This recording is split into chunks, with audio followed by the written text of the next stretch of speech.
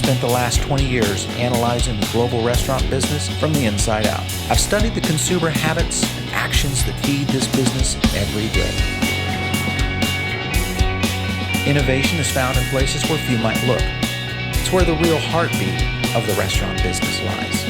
Sometimes it's beneath the known Michelin stars or the glitz and the glamour of the posh addresses of the best restaurant districts in the business. I'm Paul Barron, and this is my show. And I'm in search of amazing food, stellar service, and that unforgettable experience. Welcome to Table 42.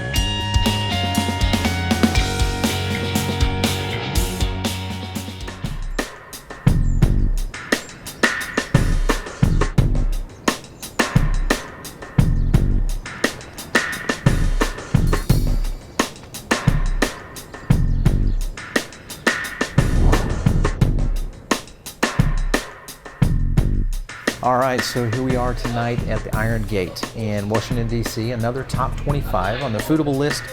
And you know, tonight I thought I'd start off with a nice wine. This is a Feta block, which was kind of recommended to one of the items that we're going to try on the tasting menu. Chef is really going with a lot of seasonal fare here, which I really love that about a restaurant, especially when you take it to kind of a Mediterranean spin, which is what Iron Gate is all about. So let's do it. Let's try the tasting seasonal sharing plates. Okay, sir. So green tomato cafetetti over caper salad, garnished with mint. Looks like the tasting menu is going to start with a cafetetti, which I can see why the chef would recommend the Feta block with this. So a great looking dish. When you look at a tasting menu, a lot of times you get such a variety that sometimes it can overpower you for. I like the way the chef has really kind of centralized in on some very interesting ingredients, but yet kept it very seasonal. Right here in the Northeast, in Washington, D.C. So here, this is Iron Gate.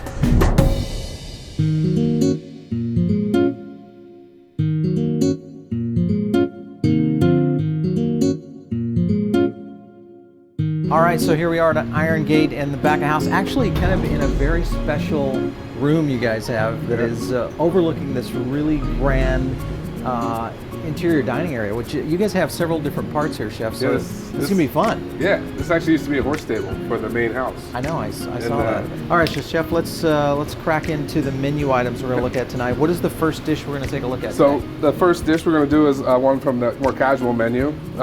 We are very hyper seasonal, you know.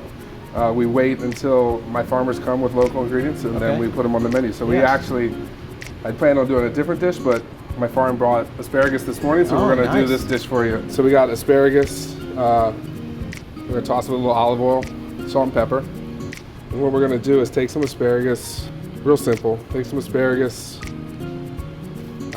wrap it in some of this ham. Iron Gate's concept, what we wanted to do was, you know, most of my training is Italian. Okay. My wife is Greek, and I've been very fortunate to be able to travel through Greece quite a bit. Nice. There's a lot of similarities, not only to Italian and Greek food, but the Mid-Atlantic region of the United States. Right. Chef, this goes in the oven. How long are we going to cook this for? 350, 15, 20 minutes until it's nice and golden brown. The asparagus should be cooked, but a little firm still. And the ham will crisp up some. All right, Chef, so here we are with our second dish. What are we looking at now? So these are the keftedes. So once again, this is the Greek keftedes. You know, it's a generic sort of term. It can be anything sort of in a batter fried, really. This is a caper salad. Capers, potato, garlic, olive oil. Mix it all up. It's sort of like a spread, like a scordaia, but with nice. capers.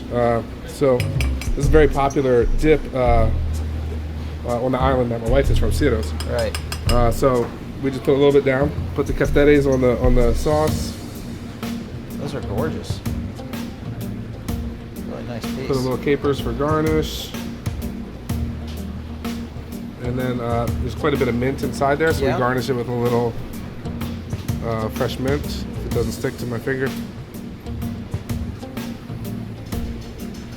Gorgeous, yeah. And there you have nice little plating too. Thank you. Yeah, I love that.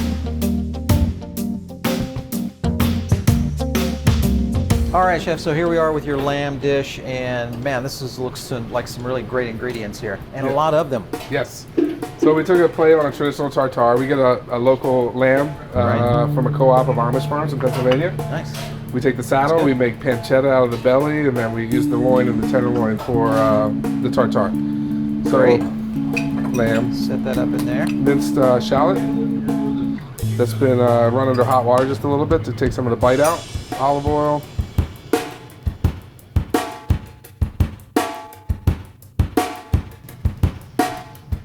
We're gonna plate it. I mean, that's basically it as far as the tartare. Okay, so just do a smear, just center the plate a little bit.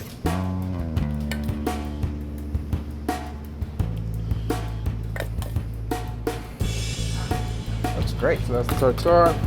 Okay, and then we garnish it. You know, we try to keep the ingredients to a minimum, so we take the same ingredients for the garnish. You know, a little bit of our yogurt. We're gonna make some dots on here. Nice. A little color, a little texture.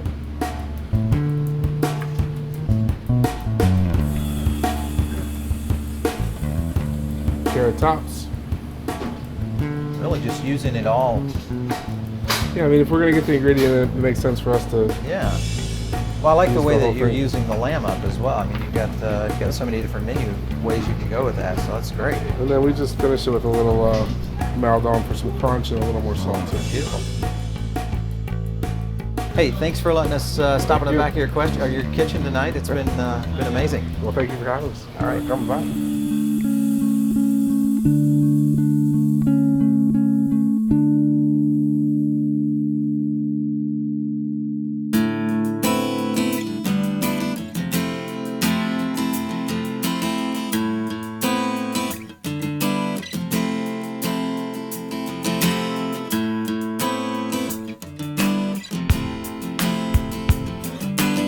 All right, John, so here we are at the front of house of the Iron Gate, and I think I know why you guys call this the Iron Gate, but an interesting corridor here that is your bar. From what we can tell in this place, you guys almost have 3 different restaurants in this facility. It really with feels this great like it. bar, Yeah. your tasting room, and then the patio out back here. Kind of walk us through how guests for the first time come in. What do you try to do to get them to experience the restaurant at its fullest? You know, we encourage our staff to show new guests all of the restaurant, all the little hidden nooks and crannies, you know, because when people walk in, a lot of times they feel like, oh, well this is it. And then they turn the corner and they see this gorgeous, hidden garden kind of a patio.